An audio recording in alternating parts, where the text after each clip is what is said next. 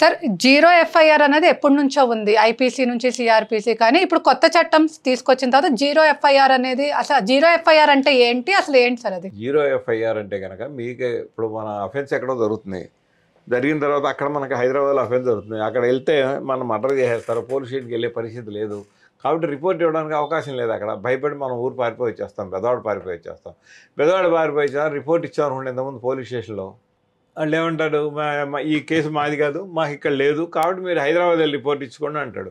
హైదరాబాద్ వెళ్ళి రిపోర్ట్ ఇచ్చే ధైర్యం మనకు లేదు. ఎందుకంటే అక్కడ మనకున్న అక్కడ గుండాలు, రౌడీలు, ఎడవాళ్ళు, పోలీసు వాళ్ళు కొలియడం వల్ల ఇచ్చే పరిస్థితి లేదు. కాబట్టి ఇప్పుడు ఏం చేయమన్నారంటే ఎఫ్ఐఆర్ కట్టేసేసి వాళ్ళకి పంపించుకుంటారు. వాళ్ళకి పంపించి వాళ్ళు యాక్షన్ తీసుకోకపోతే ఇంటర్ మనం హైకోర్టులో వేసుకునే అవకాశం ఉంటుంది. ఇప్పుడు అనేక క్రైమ్స్లో కూడా పోలీసు వాళ్ళు ఖచ్చితంగా యాక్షన్ తీసుకోవట్లే, మనం హైకోర్టులో వేసి డైరెక్షన్ తీసుకోవాల్సి వస్తే కొన్ని ఇబ్బందులు పడుతూ ఉన్నాం. అది అయ్యి జీరో ఎఫ్ఐఆర్ వల్ల ఇప్పుడు ఇంతకుముందు దానికి చట్టబద్ధత లేదు. ఇవాళ కొత్త యాక్ట్ వల్ల చట్టబద్ధత కల్పించేది పోలీసు వాళ్ళు ఖచ్చితంగా తీసుకుని మీకు ఇవ్వాలా. అట్లాగే ఆన్లైన్లో మనం రిపోర్ట్ చేస్తే కనుక దీన్ని ఖచ్చితంగా ఎఫ్ఐఆర్ కట్టి కన్సల్ట్ కన్సల్ట్ స్టేషన్కి పంపించేసి యాక్షన్ తీసుకొని రాస్తారు. కాబట్టి ఆ పోలీస్ స్టేషన్లో ఇందాక నేను మీకు చెప్పా కాబట్టి అక్కడ ఎమ్మెల్యే గారు ఉన్నారు, అబ్బాయి ఎవరు పోలీసులు కట్టడానికి వీల్లేదంటాడు, ఆడి మాట వాళ్ళు వినాల్సిందే. కాబట్టి కట్టరాళ్ళు కట్టకపోతే మనకు వాటి ఇది ఆల్టర్నేటివ్. కాబట్టి మనం బెదవాడ వచ్చైనా సరే ఆ కేసు అక్కడ పెట్టేసి ఈ కేసుని అక్కడ ట్రాన్స్ఫర్ చేసిన తర్వాత ఎఫ్ఐఆర్ కట్టి ట్రాన్స్ఫర్ చేసిన తర్వాత వాళ్ళు ఖచ్చితంగా ఏదో ఒక యాక్షన్ తీసుకోవాలి, తప్పో ఒప్పో రైటో అని. కాబట్టి అది మనకి జీరో ఎఫ్ఐఆర్ అనేది కొంత అడ్వాంటేజ్ పాయింట్ ఉంటుంది. ఇంతకుముందు మనకి government for example museum road ఉంది, మ్యూజియం రోడ్ యువతల పక్కల 3 టౌన్ పోలీస్ స్టేషన్, అటుపక్క ఇటుపక్క 4 టౌన్ పోలీస్ స్టేషన్, వీళ్ళు మధ్యలో సేవ మంట జరిగింది అనుకోండి, దీన్ని ఇటునెట్టేసి ఇది మాది కాదంటారు, ఇది మాది కాదంటారు. అలాగే బందర్ రోడ్లో కృష్ణలెక్క ఉంది, ఇటేమో 7 టౌన్ లిమిట్స్, ఇది మాది కాదంటారు, అది మాది కానీ. ఇటువంటి చర్చలు డిస్కషన్లతో లేట్ అయ్యేది. ఇప్పుడు కనుక ముందు ఎవడైనా ముందు యాక్షన్ తీసుకుని ఎఫ్ఐఆర్ కట్టేసి కన్సల్ట్ ఆఫీసర్ రిపోర్ట్ చేసే అవకాశం ఉంటుంది. కాబట్టి కొంతవరకు ఈజీగా ఉంటుంది. సార్ ఇప్పుడు ఏదైతే కొత్త సవరణ తీసుకురావాలో మీరు చట్టాలు అవన్నీ కూడా చేయాలని చెప్పి కూడా ఉంటున్నారు, దానికి నిపుణుల కమిటీ అని కూడా మీరు చెప్పారు. ఎలాంటి వ్యక్తులు దాంట్లో ఉండాలని మీరు కేంద్ర ప్రభుత్వానికి సలహాలు సూచనలు ఇవ్వబోతున్నారు? ఆల్రెడీ కమిటీకి రిఫర్ చేశారు, అది కమిటీ సజెషన్స్ ఇచ్చింది.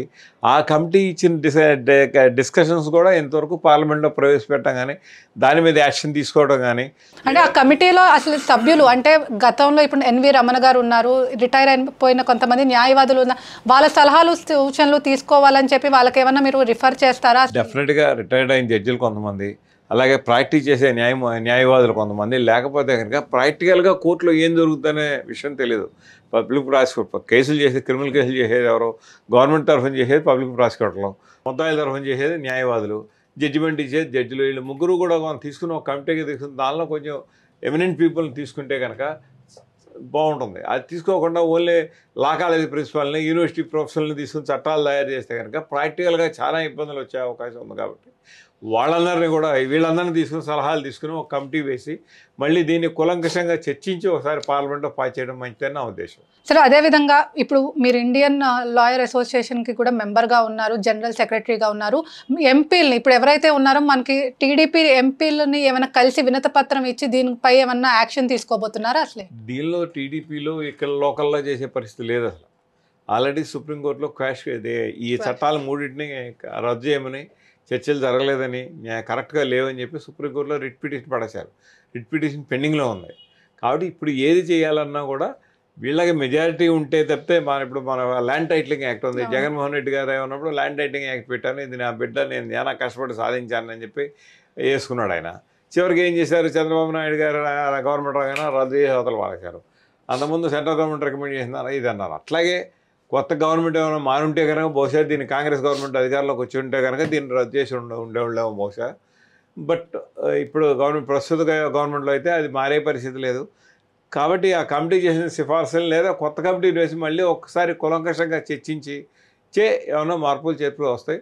అది వచ్చేదాకా వీళ్ళు ఇక్కడ మన ఎంపీలు వీళ్ళంతా కూడా బాంచర్ని కాల్మోక్త అనే పరిస్థితి తప్పితే వీళ్ళు సజెషన్ ఇచ్చే పరిస్థితి లేదు. అయితే గతంలో కన్నా ఈసారి కొంచెం బెటరు, వీళ్ళ మీద ఆధారపడ్డారు. కాబట్టి ఏదైనా మరి ఎంతవరకు చేయగలుగుతారు, ఎంతవరకు నిలబడగలుగుతారు అన్నది ఇవాళ మన ఎంపీలు కొంచెం మాట్లాడుతున్నారు పార్లమెంట్లో.